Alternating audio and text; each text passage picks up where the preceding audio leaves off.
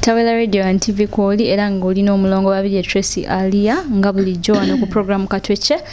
Olunaku olwaleero tukyazizza omu ku bakozi bannaffe naye before nga sinabagenda ku side ye oba before nga sinamu akazindaalo nzize ne munnange gwe tukola naye omukozi era gwe tukola naye wano ku Taweelah Radio and TV ngenda banga mu akazindaalo asooka atweyanjulire then olumala ndyoke nzire gwe tukyazizza yennyini tusanyusa okulaba ssebo. Kale nnyabo njagala obabuuzaako mwenna abawuliriza era abalabi ba Taweelah Radio and TV olunaku olwaleero twegasse basatu okulaba nga tukulisaayo munnaffe alina olugendo luyabaddemu era nga omutesitesi bwagenda okutwanjulira kye tugenda okwogerako olunaku luno olwaleero. Tuyanze kakati olunaku olwaleero ku program Katweche still tukyazizza omu ku bakozi bannaffe mukwano gwaffe omwagala w'abangi ge mumanyi nga CEO Managing Director wa Mariam Foundation. Abangi simuyinza okuba mbayite mumanyi ani nanyini Mariam Foundation yonna yennyini atudde wano wakati era ngenda banga mu akazindaalo abeere nga atweyanjulira then wanaamala agenda bba atunnyonnyola abuliddewa ennaku zino abadde abulidde ndowooza nammwe mubadde mukitaba agenda bba atunnyonnyola buli kimu kibadde kitya wa gye yali tusanise okulaba nnyabo nange okubasanga bannange.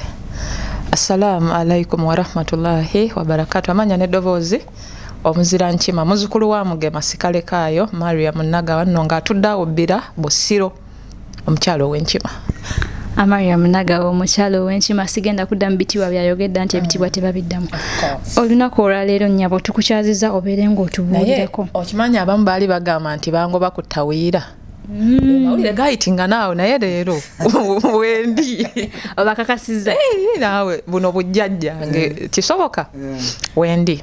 Okay. Olunaku olwaleero tubadde twagala onnyonnyole ku batulaba abangi kati ngera bangi babadde beeyogera bakata kyakola kyaka bamugoba naye ng'ate oba oliawo si kituufu byava wasooka ojjeyo soosi byava nti kakati munnange akageriwo kandubaviire ku ntono nsimbe n'olukono ndubooke so emabegako awo ndabika mbadde mbuliridde nnyo ku Taweelah ne gatandika ofulumira mu nkuba ab'omugambo ogutokomoka ne bagutema abaana batema omugambo guli gujjako n'obuzunga buti bazwiiba Mariam bamugoba ku Taweelah baleeta omwana omupya mbakakasa nti wendi naye bakimanyi nti oli maama wange oba tebakimanyi simanyi abo nti oba benkima obamanyi ekiri mu bantu benkima simanyi bantu mmwe munneegendereze.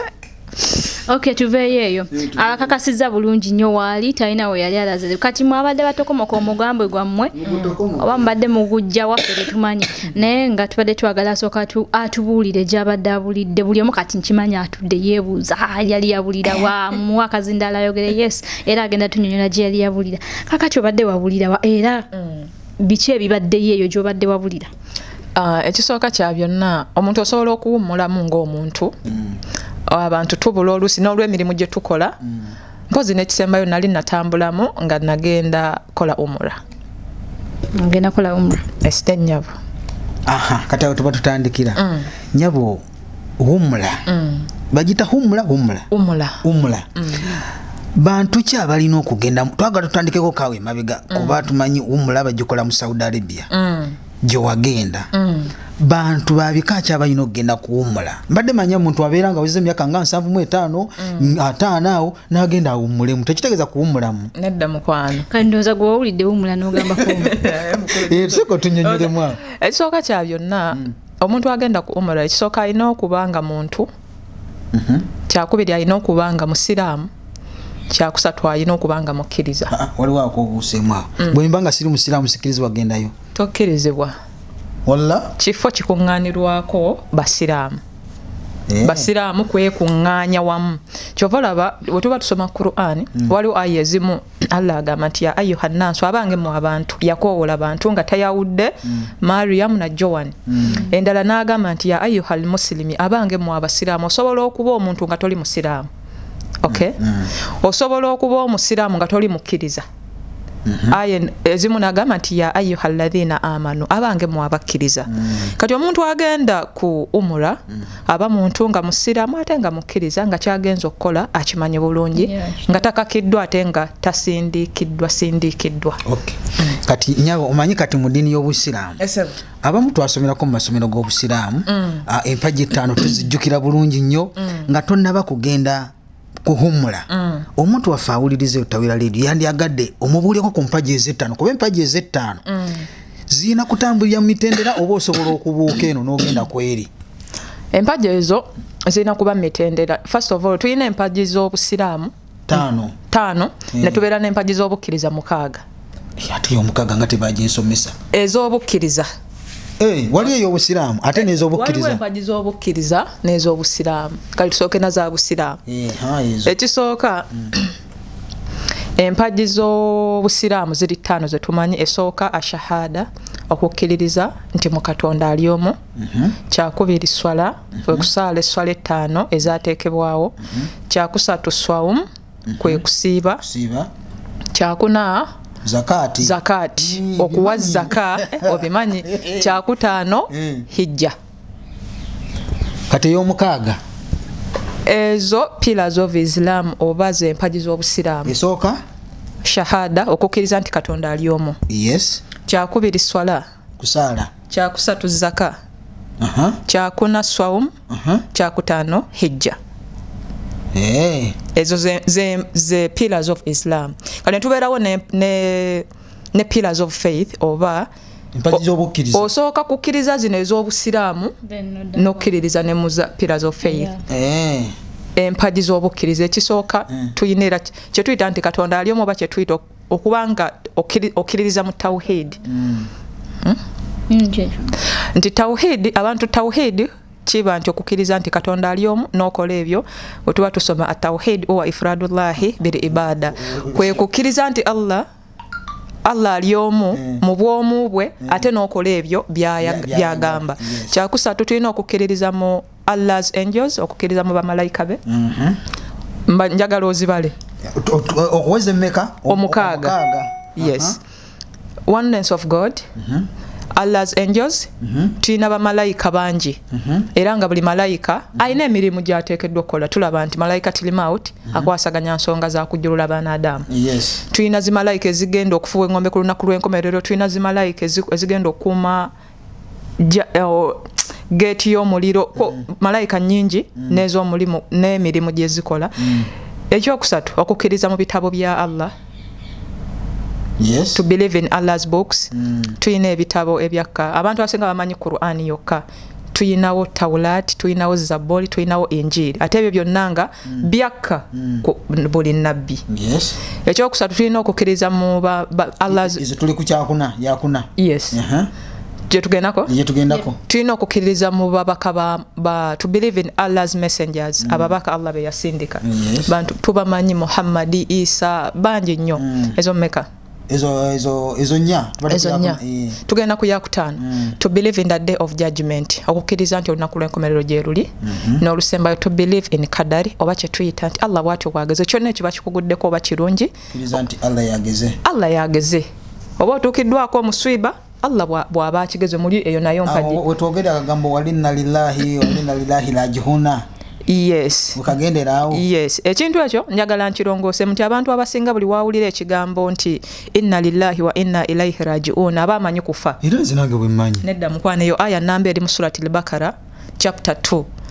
Eyo aya namba Allah abagamba aya ina wetandikira nti mumu abanaadamu mubanga waliwo atuukiddwako muswiba qaalu gamba inna lillahi wa inna ilaihi raji'un. Mazima twava eri Allah era tudde eri Allah. Tekitegeeza kufa kwokwo. Osobola okufiirwa, osobola okwekoona, osobola sente zo zigudde no, osobola okugamba nti inna lillahi wa inna ilaihi raji'un. So si kufa kwokka nti nga ffe abamu bwe twakikwata. Munnaye wenkimanyira wenkawulirira ne mmanya nti akati oyo afudde. Nedda mukwano si bwe kiti we kirina okuba. Kati tugenze. Empagi omaze zitunnyonnyola. Ku mpagi ezo zonna waliwo nti eno empagi yasukkulumuka ku zinne waazo oba zonna zenkanankana? Zonna mpagi zenkanankana. Naye kati kiringa woolaba nti ku pillars of Islam empagi z'obusiraamu zonna tuba tulina ozimalayo. Naye waliwo esembayo okugenda ku hijja. Tuba tulina ogituukiriza naye omuntu waba alina obusobozi togenda gamba muntu abulwa kyakulya agenda akole hijja. Okugenda ku hijja kutya? Okukola hijja. Okukola hijja kwe kugenda e Makka ne Madina. Kati soko ne katawo tubuzabuziza. Kati gwobadde ku hijja wabadde ku humula? Nabadde ku umula. Kati njawulo kiri wakati wa hijja ne humula? ekisooka kya byonna hijja is a pillar of Islam. Eyo mpaji ya Busiraamu. Kyakubiri hijja mpaji ya Busiraamu unlike umra si mpaji ya Busiraamu. Ekyokubiri difference endala. Hijja bagikola omulundi gumu mu mwaka eyina prescribed period weyina okubeererawo. Ekolebwa omulundi gumu mu mwaka. Ate umra oli waddembo gikola ebbanga lyonna ly'owulira nti oyagala, emirundi gyonna gy'owulira nti oyagala mu mwaka. Kyakusatu difference endala nti emikolo gya hijja ne umra egimu gifaanagana, oba oliawo hijja eyinamu egisukkulumako.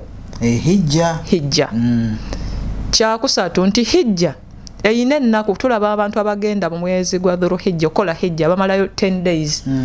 Naye ate umra osobola n'ogikola olunaku olumu. Nodda, unlike hijja tosobola. Okitegedde. Naye nga ebimu ku rituals ezikolebwayo ezimu zifaanagana. Kati ate tayito ng'ogenzeeyo ziba ze ezimu. Omuntu agenze ku hijja babeera musajja bamuyita sheeyi, batera muyita haji. I mean haji. Mbadde mpabyemu awo. Bamuyita haji. Ate omukyala bamuyita hajati. Kati oli wagenda kuhumula nona agenze ku hijja tayite ezo zisigala zezimu. Kati onyabo tulina hajati sawa zino. Muyina hajati obudde buno naye wankubadde ffe abaddugavu tulina engeri gye tukisussaamu nti waneeno bano abantu bagenda emirundi gye tutamanyi naye olwawulira nti oyo muntu bamuyita haji nti oba bamuyita hajati.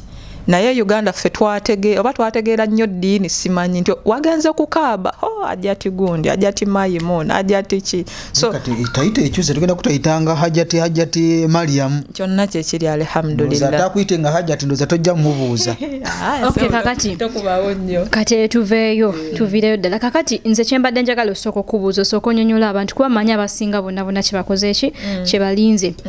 Ogenda tunyonyola engeri olugendo gye lwatambuddemu nti otuuse mu kifo wennyini bintu byabadde bitya because ye main point. Ate bannaituuse naawe tuvuze speed nga tonaba kutuuka eri tatubuulidde omuntu ng'ogenda biki ebyetaagisa. Nze ndowooza we twanditandikidde tutandikirawo nkyo nange nnyinza okugula eya tiketi ye nga njagala genda bananzikiriza.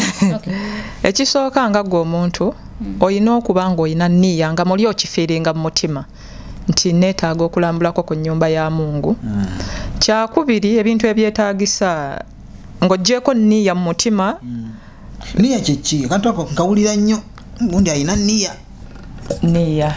Waliwo hadithi y'omubaka egamba nti innamal a'malu binniyati illa akhirida hadith paka gyekoma nti buli mulimu gwonna gukolebwa na kumalirira. Nekitegeeza bwe bumalirivu bw'okukola ekintu ekyo. Okitegeera nti olina okuba omumalirivu mu mutima nti ngenda kulambula nnyumba ya Mungu. Kyakusatu olina okuba like bino empapula paperwork, visa, ticket, insurance, hotel bookings bwe bityo. Tewaliwo nnyo luzungu chemistry yenna aliwo. Tunya kugenda basi. Okay. Kati tutandikirawo atuuse. Otuuse. Nze kati olunaku lwe nagenda natuuka ssaawa 2 ez'ekiro ku airport. Naye nga before that nti omanyi ebyabakyala n'abaami byawukanamuuko nti omwami yenna agenda alina okutuuka ng'ayambadde kye tuyita ihram. Ihram lwe lugoye olwo lwe mulaba olubanga essuuka abasajja lwe beesuulira. Nti waliwo ekifo bakiyita mikaati tosobola kibuuka nga tonnayambala lugoye olwo. Mu bufunze mikaati eringa boundary ya Masjid Haram. Mikaati eyo tugisanga ku muzikiti gwa Sayyidat Aisha radhiyallahu anha, oyo naye maama w'abakkiriza. Aisha nga tumanyi y'omu ku baali omuggalanda w'omukyala w'omubaka Muhammad sallallahu alayhi wasallam. Ekifo ekyo omusajja tolina kukiyitako nga tonnayambala ihram eyo. Kati ihram eyo mugenda nayo oba mugisanga waawo? Ihram eyo ogigula wano weeziri. Naye omusajja woba ozambala banene kino tubeere beerufu tokkirizibwa kuyambalira mu kintu kyonna. Mu bufunze omusajja oba oyambadde olugoye ekisooka tokkiriza kwambalira mu kintu kyonna kitunge. Siteekamu kino kyange. Kebe panti togiteekamu. Obeera bwereere tokkirizibwa kwambala lugoye lutunge kuba ihram eyo si ntunge. Akwesuulya bwesuulya. Bagiruka bulusi. Tokkirizibwa kwambalira mu kintu kirala. So nti at times abantu tebamanya nti tutuse ku mikat oba ekifo ekyo boundary ya Masjid Haram kibabbe toyambalire mu nnyonyi kibabbe toyambalire ku airport abantu abamu bave wakanga bambadde engoye zaabwe so that kuba tuba mu nnyonyi tebalanga nti kuba nnyonyi wali bantu bagende Saudi ne bantu babanja abagolusa bagende ddayo ewaabwe abakola ki tebatera kulanga boundary eyo nti bane tuyingidde tutuse ku muzikiti gwa Saidatu Aisha mikat mwambale bwe mutyo so fe twatuuka twatuukira ku hotelo yaffe niyo yogedde ku basajja abakazi bo bakkirizibwa okuteekamu obuteeka peti obusiraamu nate abakazi baabwa obusiraamu bwayanguyiza abakazi nti omukazi oli wa ddembe kasita toba na bino bikomuko omusimanya neekerese ebyo naye engoye zo gwe zonna azilonga zoli decent si byakuna muyambadde simanya pedo za kina legging haram so natuukira ku hotelo yaffe ne tuvaayo kuba twalina ebintu ebyokuteekayo kati being that twali tukooye naye twalina eri feeling nga tuwulira tetulina bugumiikiriza bwebaka nga tetunnatuuka ku kaaba era olwawumuza ebintu byaffe ne tugenderawo mu mikolo twagitandika essaawa 3 twaginnyuka essaawa 8:30 ne tukomawo mu hotelo yaffe ne tuwummulamu ate nenkya ne tuddayo so ebikolebwayo otuuka no twetolola Kaaba emirundi 7 otumala okwetolola Kaaba emirundi 7 waliwo ekifo bakiyita Makamu Ibrahim osobola osaliramu ngobi wabikwatire eyo ba wagenda obimanyi ebifumbuli obikuba budinda sebo ndi mukyala muisimu sebo nze nali Kati okuva ku ssomero kwe nali nsoma Katudde Muslim Secondary School 2013 to 2014 I was a school Kati so ebintu mbisomye ebimu bimanya ate ne buli wotambulako ebintu ogenda obibiga so olumala nanusalirayo ku Makamu Ibrahim sunna olugimala twetolola Swafa ne Marwa Swafa ne Marwa abantu abawulira ekifo ekyo kiriko tugendeko mu byafaayo katono katuyigendayo munna okay ekifo ekyo kyetuyita Swafa ne Marwa it's a hill olusozi olwo luli bali bananyini byafaayo baliko babiri omukyala Hajala wamu ne mutabani we Ismail nti mu ddungu ago abantu abo babeeranga mu malungu Hajala yatuuka time nga anoonyeza mutabani wa amazzi ag'okunywa ddungu nga woolimanyi atayina mazzi nga womanyi maama tasobola kutuulirawo ng'omwana adaaga Hajala yakkiriranga yagendanga ku Swafa nakomerawo Marwa nga anoonya amazzi ekituufu tagalaba yeetoloola bwadduka naye abaali awo waliwo ekibinja ky'abantu baali bayitawo kati Ismail n'asita Ismail Hajala yali mukyala wa Nabbi Ibrahim Ismail yali mutabani wa Nabbi Ibrahim kati omwana mu kusiita Ismail bagenda olaba ensulo zitandise okukulukuta Ismail wasiita ebigere amazzi ne gatandika okukulukuta so kolindeko we yali asiitira ebigere weebiti amazzi we gajjira mu bigere bye ng'omwana omuto onalanga akaaba nga asiita amazzi we gajjira kati waliwo ekibinja ky'abantu abaali bayitawo ne bayita Ajjala nti jangu olabe ne bayita Ajjala nga amazzi gatandise okujja Ajjala n'awa mutabani wa amazzi okunywa n'asaba ekibinja kino nisaba n'Ajjala amazzi nti naffe tusobola onywako n'abakkiriza amazzi ago no up to now tegakaliranga era ge mazzi getuulira ge bayita amazzi ga Zamzam bye byafaayo eyo amazzi ago gajja gatya n'olusozo ne hiru eyo Swafa ne Marwa so wetumala okudduka Swafa ne Marwa okugyetoola emirundi 7 omusajja okkirizibwa okusalako enviiri zo zonna nga toleseeko yadde anyway okkirizibwa okutoolako katono naye oba tolina buzibu na mutwe osobola ozimaanyuulako zonna ne ziggwaako that's why abantu abasinga bava ku hijja ne umura abasajja olaba nga balina kawalaato oba ketuyita akapata kulwaki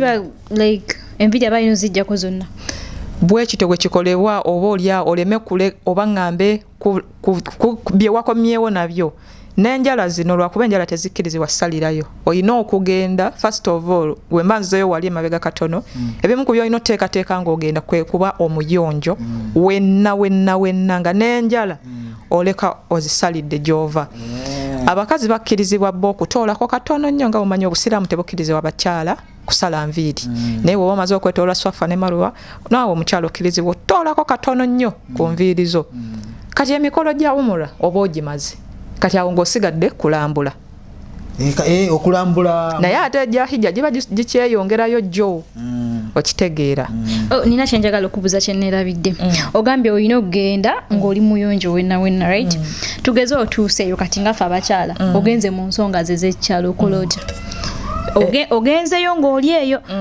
okola otya ostopinga awo oba naye nze nno nandisabye bingi that kino ekintu gwaba kiringa omukyala woonaalonda ddeeti y'embagayo ng'oli mu nsonga gwe mutegesi gwe si ow'obulamu Mariam mulabayo oli mukyala ndi mukyala ensonga z'ekikyala waliwo abakyala abamu nga mbutuufu ddeeti si zeezimu okitegeera kati katugeze atuuse agenzeeyo zize from nowhere abayita kisuube yes kankutereerezeemu waliwo oyinza waliwo otula mu mmotoka ne zikugunda katugeze mu mmotoka zaffe zigenda ebusiro ne zikugundagunda ennyonyi egugumuse mu bbanga notukala ebintu ne bikyuka ng'obadde osuubira wiiki ejja ne kikolera mu kkuba awo waba watya awo omuntu oyo tuba tumubala mu bakyafu takkirizibwa kuyingira mu Masjid Haram.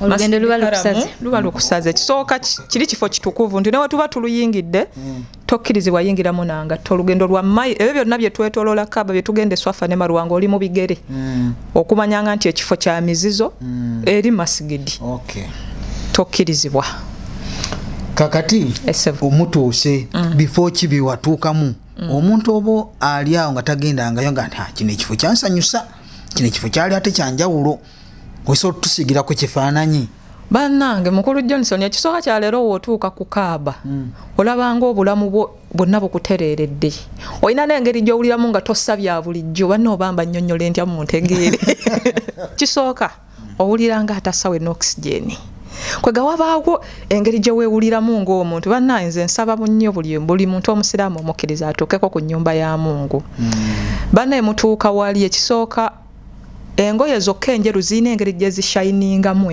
nkola abantu bonna bayonjo mubanga abasembye ennyiriri nga mugenda mu jjana oba muba mugenda mu ggulu mu bufunze ng'owulira ensi tokyagirinako obuzibu bwonna nga buli gw'owala n'omusonyiye bw'obanja bonna obasonyiye mu bufunze oba otuuse mu kifo ekitukuvu nga toyagala sigaza ko lyonna ku mutima abantu abamu batuuka ku Kaaba okwo naye tolera emirundi 7 naye nga basaba n'okukaaba bakaaba olwalaavu eri omuntu olina saa yenna n'olutiko ne lumujjula banna ekifo kya muwendo era omuntu agendayo n'asigala kyekimu wallaahi omuntu oyo nsaba nnyo Allah amusaasire kakati Kaaba mugyetoolodde nyinza okuteekamu beetoola mirundi 7 nze wembeera nina amaanyi nsobola okwetoola 14 n'enkubisaamu era bwe nkubisaamu nina kyenfunamu ekintu ekyo woba owulira okyayagala ibaada woba owulira okyayagala empeera ekisooka emikolo egyo ne woba ogimaze okkirizibwa okugiddamu okitegeera n'ogiddamu naye woba oleese enniya nti kati nkola umura yakubiri nga wenkunnyonnyodde olina kusooka kuddayo ku mikaati oba kye tuyita ku muzikiti gwa Saidatu Aisha n'osaalirayo okoola kabiri n'oleeta nniya rabbaika Allahumma umura eyo dduwa nti ng'obulama bwonna ogutadde ngenda kukola umura n'ogenda emikolo wadde wagimaze naye n'ogiddamu buto osobola okukolera umura maama wo nga yafa gwe n'ogimukolera nti taata wange yafa nenjimukolera naye tosobola gikola omulundi gumu eyange ewedde genda ku muzikiti guli olinnyawo akatakisi ffe katukyajinga 20 riyals ne tukomawo nenkolera omuntu yenna gwe nali njagala omula ey'okubiri bwe bityo munnaye busiraamu munnaye ebintu nga babigonza omuntu wange gwe nawulira nga mwagala yafa takoze hijja oba takoze humura nsobola ogimukolera Allah n'agisiima of course ate waba teyafa newaba teyafa gwazilonga ze nti mami wange oba oli awo sinnafuna busobozi bumutwala kamukolere bisoboka okubanga omukolera kati nze kyenjagala okubuuza kuba kati ffe tubiraba ku TV kati like kabanga weeryo ffe tuba tubiraba ku TV kabanga like kaŋŋambe ebanga box kati ninga abantu bakakute mu bbanga bwe kityo bwe kiri oba nedda yo nga yo nsitufu bweti naye abantu be bagiba wansi tewali muntu muwanvu ayisa Kaaba ffenna tugirengerera bwe tuti waggulu just bano abantu baba bangi nti kuba abantu beetololera bwe bati mu ssaako kati ffeno tulaba abantu baba bangi nga tulaba eno ssaako gye beetololeramu naye yo Kaaba eba waggulu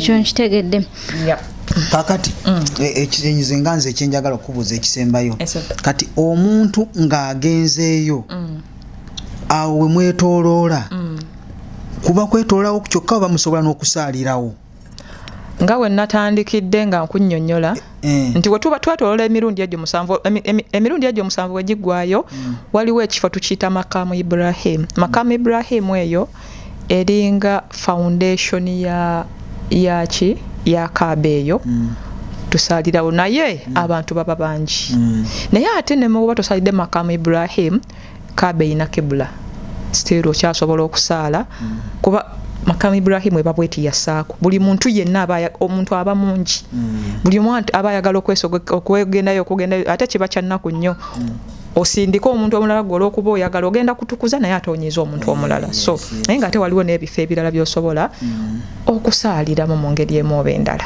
Kati nze kyenjagala okubuuza nange ekisembayo oyogedde ku mazzi gali agakulukuta yayaya amazzi ago omuntu aba asobola okugakola ki like ogatwala n'agana abo banasabanga like kyanjawulo ki kati nga ekisooka ekyanjawulo ekiri ku mazzi ago nti mazzi makulu yeemu mmirako Nabbi Ismail gye yasooka okukola kyekimu ekyamagero gwe budde buno osobola osiitaawo ne gajja tulina maanyi ago nti kyekimu ekyamagero Nabbi Ismail Allah kye yasooka omukozesa kwe kusiita nga omwana muto amazzi ago ne gasobola okujja. Amazzi ago kigambibwa nti ddagala kuba ova ku mazzi aga mu myaka gye tutamanyi nako up to now nga gakyaliwo.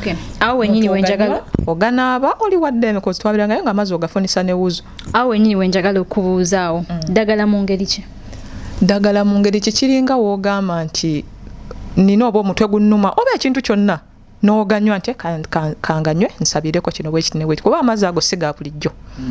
Amazzi ago sige gano ge tugenda ku Nalubaale simanye emidumu gy'omukyalo egyo ne tugajjayo ne tuganywa mu ngeri emu oba endala.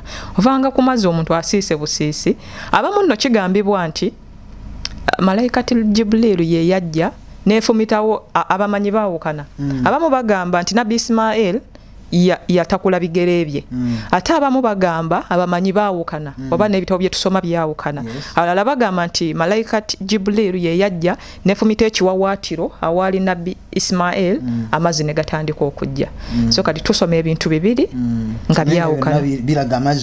Amazzi gajja olwa Hajara lwe yali afa mutabani w'ennyonta nga omanyi maama yenna afuba okulaba nti omwana tasobola lekerera mwana we alwana paka ku lasiti n'abeera nga afuna oba oli amazzi go watuleeteddeyo wagafunyi watuleetedde ku mazzi oba tuwatuleetedde? Amazzi nagabaleetedde bannange era abadde ayagala nzije nago ssebo amazzi ogenda kuba ogafuna mu ngeri emu oba endala insha Allah. Kakati waliwo pira gye wayogeddeko ey'obusiraamu mbadde nsaba nawe tukyogereko ddala kubanga nga Nagawa Mariam Foundation ndaba pira eyo neebeera etukola gye tuyita zakat. Singa omuntu akwata ekintu kyalinawo olina Mariam Foundation olabirira bamulekwa abatalina ngoye abeetaaga obuyambi kati singa omuntu akwata ekintu asobola kiwaayo ng'akiweereddeyo mu linnya lya zakati? Kisoboka. Kati sooka okube waawo biki byokola nga mu Mariam Foundation yawe era babikutuusaako batya? Ebintu byenkola pira naffe abatasobodde kugenda Makka oba oliawo zakati tugiyisaawo eyo tugiyita swadaka kyetuyita okusaddaaka. Kuba oyinza okwesanga zaka eyina piriyodi yaayo ogiwulira nga tugenda okusaala eyo yidi wawadde zaka obudde buno owulirako muzikiti agawa zaka kiringa woolaba hijja ne umura kati ne wano tuyina sadaka osobola giwaayo obudde bwonna osobola giwaayo mu budde ki naye ate zaka naye yina obudde bwayo. So ebintu byetukola mu Mariam Foundation Uganda ekugamba nti yo yajja kulabirira ku mwana kati eyamba omwana mulekwa si baana bokka abakadde abakyala ba single mothers mu ngeri emu oba endala. Right now twawandisizaayo abaana 3 2023 okudda ku masomero. So gwe wenna ali eyo atulaba tusobola tusaba twetaagayo ku bitabo, twetaagayo ku pen, twetaagayo ku toilet papers naddala requirements singa ezo ezeba nti abantu baddayo ku masomero era ntwala omukisa guno okwebaza omukulu Gideon oyo nno muzanyi wa Uganda Cranes Abu Dhabi ate nno ng'asambira SC Villa yabasobodde okubanga ampaye ebintu byampadde Akiba Hajati omukyalo oyo gwe mulaba akola ku Al-Dahab Exchange omukyalo oyo akoze omulimu munene nnyo mu Mariam Foundation nenebaza omukulu Ntale Jose musajja oyo senior mobilizer mu mutegeera akoze omulimu gw'amaanyi nnyo mu Mariam Foundation Uganda bana abantu mbamenye olw'ensonga abantu tulinawo mu society abadduukirira tunina omukulu Zaidi Zedinho da Brazilian musajja oyo bannange saba Allah akuongera omukyalo ow'okubiri insha Allah ndoweka kyensobola okukusabira alina abasajja bwe musanyuka nnyo nga mufunye abakyala abiri nakyo kankyogereko so abakyala ab'okubiri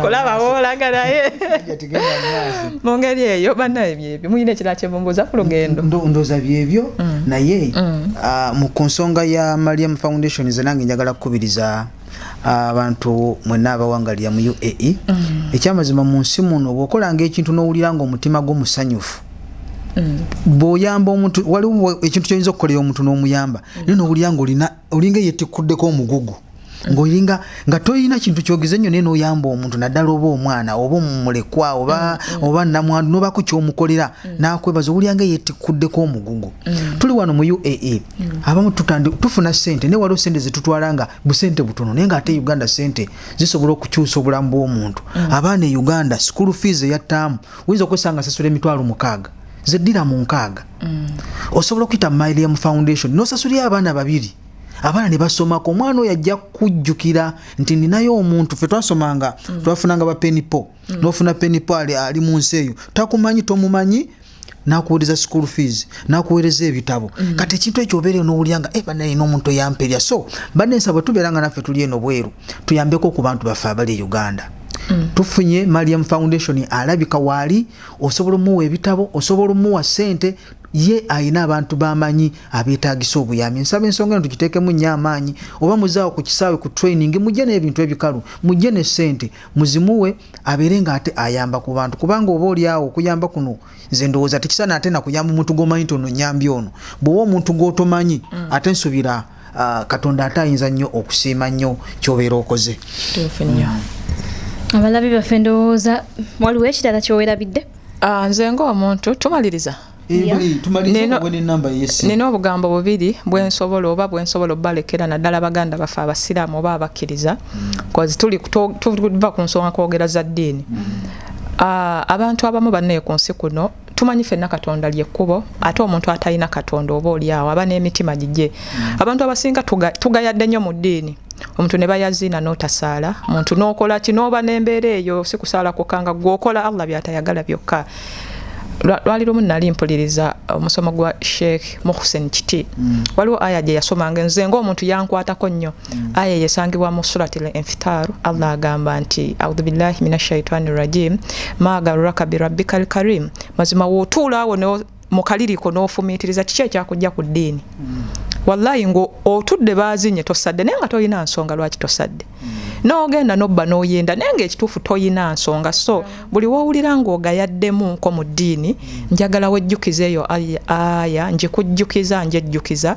nti gyebuuzeemu maagarraka bi rabbikal karim muli wootuula n'osiriikirira kiki ekyakujja ku ddiini togirina ensonga yange ey'okubiri esembayo be bantu abakyayinamu obunafu mu Qur'an nange ng'omuntu mbulina ne waliwo abantu abagamba nze banne Qur'an nagivaako nsiraamuse bukulu nze era bansomesa mu masomero tegaali ga basiraamu sibitegeera nkuze banne njagala twejjukanye nti omubaka gwe tugoberera Muhammad sallallahu alaihi wasallama yakkirwako Qur'an nga wa myaka 4 okay mu bufunze naye ate yafa mubaka naye nga buli kye mwakituukiriza gwewezaana tonnaba gaweza abamu tuli mu 10 n'abalala tuli mu 2 abalala tuli mu 3 abalala tuli awo so bannange twejjemu obunafu obwo mu mitima oga enze ndi mukulu bannaye naye ng'ate singa bakuwadde alubaamu y'ennyimba oba eyakaliyoki oba eyakadonkamu oba ebitontome byonna obikuba wali n'oyiwa rap naye nga wallahi Qur'an ne baga abikkula Qur'an musiraamu ojjemu sura 2 ng'ogenda kutunula emashariki ne magharibi so mbakubiriza mu ngeri ey'enjawulo banne tugenda kufa tukkiriza mu lunaku lw'enkomerero naye ate kigenda bba kyannaku nnyo kuno ku dduniya tuliko nga batume ogenda kuddayo nga Allah tolina kyomutwalidde ffe yatusindika n'atuwa ebisawo tugende ku muyembe tulye naye ate kigenda bba kyannaku nnyo nga kwe yakusindika wallahi ozzeeyo ensawo nkalu n'olw'obugambo obwo nsaba Allah abawo okutegeera nanga mpa okutegeera kale ndoza nange kantumire ku bantu bange bismillahirrahmanirrahim omanya akantu ako kakulu nnyo bwebaokwogera owulira nga obulamu bukola ki bukomawo kati nga ffe abasomera mu masomero g'abasiraamu era njagala okutumira muwalimu wange mu galaasi ddiini gye watusomesa nzijukira nga tukyasoma ffe twali bakristaayo naye nga tusomera mu masomero g'abasiraamu naye nga tetutegeera oluwalabu nga batuwa bino byotwajjuzanga simanya either simanya nol simanya ng'ojjuzayo bakristaayo babakatuliki nga ffe tujjuzayo by'abasiraamu ate nga tusinga abasiraamu kati muwali mugalasi ng'akuba abasiraamu njagala okutumirako muganda wange Hasani Nakabaale nakusinganga nnyo mu luwalabu olwo mukulu Beka nakusinga nnyo mu walabu ebintu ebyo mubijjukira bulungi ne tukiikanga ate mu mpaka era nyabo nawe tukujjukira wano ku TikTok go oyina ekintu kye watukolera wano mu mpaka za Qur'ani awo tukubyewo bulijjo nako awo toyogeddeewo awo nenge empaka ezo zaaliyo sinze yawangula naye nali namba 2 mu mpaka ezo ez'omwaka oguwedde eza Qur'ani al-Karim. Okay. Kakati nze njagala kubebaza mumwe n'abatuwuliriza n'okutumirako aba obi bange ndowooza mu Uganda essomero ly'emmanyi lina ba obis aba primary lirimu linasomerawo eri abasiraamu Makulungo Yumeya primary school njagala okutumirako Hasani Nakabaale muganda wange mwannyinaze Pros Nabagala ngutumiddeko nnyo naye yali muzibu nnyo mu Qur'ani ng'abitegeera bulungi nnyo muwali mugalasi ngutumiddeko tuli wano eddiini tugitwaliriza era bannaye bwe muwulira nti ate tutodde shahadu temutunenya kubanga ensi gye tulimu mugimanyi mubere bulungi oyinayo omulala goyagala otumira gwelabidde first of all nebaza ku bantu bonna abawangaalira abandaba abagolera programs zange mu ngeri emu endala abampa ebintu bya Mariam Foundation Uganda tumirako omwami Kabugo ali awo Nansana ku masitowa ono nga yemuwa musajja nzaala omanyi bannaye ne kano kankayise omukulu Johnson seba abantu bagera ne bangamba naye ndowooza gwe bakuzaala we kala lwaki oyagala nnyo taata buli kaseera omuteekayo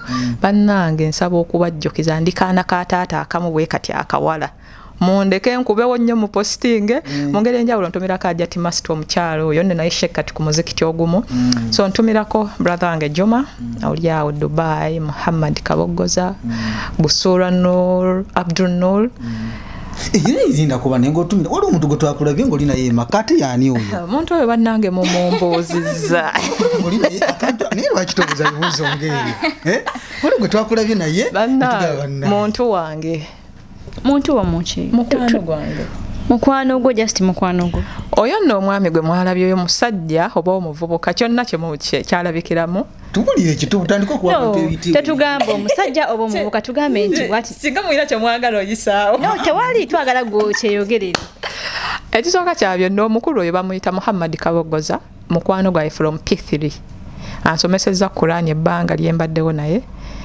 musajja oyo asomesa mami wange still Qur'an. He is my friend. Choka. Linda kwa mmalirizeeyo. Kukiwunzike bulungi. Bane abantu si mwe kakazibe status mwanzi so mwami tumulabye no munawa munjagaza nti tubeere ffenna. Inshallah Allah asobola obikola. Alhamdulillah. Nengo obudde buno takiriiwo si bba wange neeyongera okubajjukiza. Naye tubadde tetugambye nti bbaawo gwakyogedde nti si bba wange bantu bangi mwakinsibyeko ne ng'owaayi wunzikanze ngende wakampuli abantu abananga abatulaba balungi Taweelah Radio TV kwobadde n'omulongo babiri Tracy Alia program katweke era nze olunaku lwaleero ndowooza kantumire ku bakadde bange ababiri ntumira omwami anzaala Saalongo Buuka Kenneth eyeddira Mamba ate nentumira omukyala nzaala Naalongo Nakayiza Christine eyeddira Engeye kubanga singa simmwe singa siri kyendi oba oliawo singa simmwe singa situse wano wendi wabula essala zammwe ze zinfuula kyendi ze zintuusa wendi ze zintuusa ku buli kimu kyonna kyonna essala y'omuzadde yesala ekyasinze mu nsi muno mbagala nnyo era nyongera bajjukiza nti bwekumire ku Taweelah Radio and TV buli kimu ojja bbanga okisangako tweyanza nnyo akasembayo ntumirako omukulu ali ku kamera omulimu akola gw'amaanyi nnyo nentumirako omukulu Zavida Mixada Fixa poza ate ekyokusatu kyenkusaba nti otumireko omwami lindako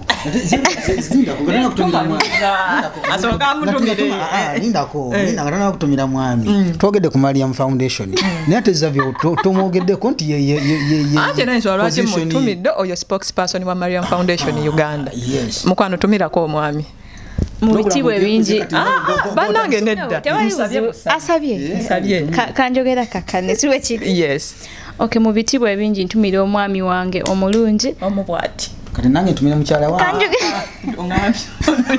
okay mu bitibwa ebingi ntumira omwami wange omulungi Juko Beka abangi gwe mumanyinga Beka Gabi mwagala nnyo era nebaza Allah eyatuleetera okubeera nga tukola ki okubeera nga tumiitinga kubanga oba oli awo singa si Allah singa tetwamiitinga naye ate gye twamiitinga twakwatagana buli kimu nekibeera nga kikola ki nga kitambula bulungi tweyanza nnyo tweyanze mweraba wa barakatuhu amin